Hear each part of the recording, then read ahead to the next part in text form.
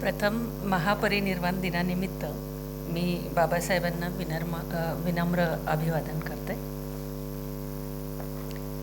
बाबासाहेबांबद्दल बोलायचं म्हणजे एका सूर्यासमोर काजव्याने बडबड करण्यासारखं आहे, पण मी ती करते आज.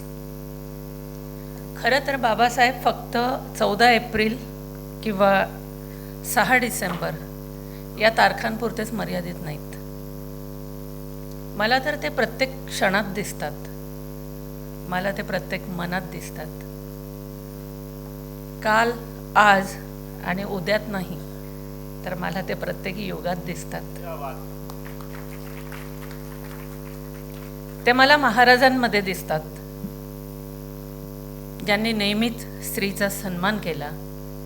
18 पगड जातींना बरोबर घेऊन, 18 पगड मावळे बरोबर घेऊन त्यांनी साम्राज्य, स्वराज्य स्थापन केले. त्या महाराजांमध्ये मला बाबासाहेब दिसतात. बाबासाहेब मला शाहू महाराजांमध्ये दिसतात, ज्यांनी समाजातील वंचितांसाठी निर्भीडपणे काम केलं, त्यांच्या उद्धारासाठी काम केलं, त्यांना जगण्याची उर्मी दिली. त्या शाहू महाराजांमध्ये मला बाबासाहेब दिसतात.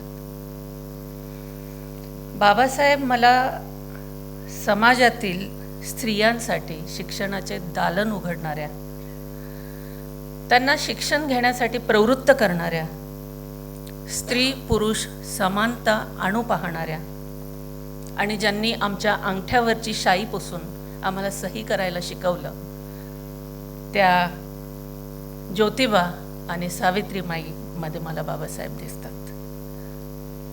बाबासाहेब दिसतात ना मला, अहिल्यादेवी होळकरांमध्ये दिसतात, ज्यांनी आयुष्यभर, त्यांचं आयुष्यच एक स्वाभिमान होता. त्यांनी स्वाभिमान शिकवला सगळ्यांनाच.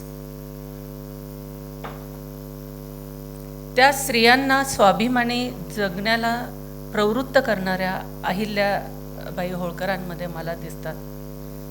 बाबासाहेब मला माझ्यात पण दिसतात, कारण त्यांच्यामुळेच मी इथे उभी राहून माझं मत निर्भीडपणे व्यक्त करू शकते.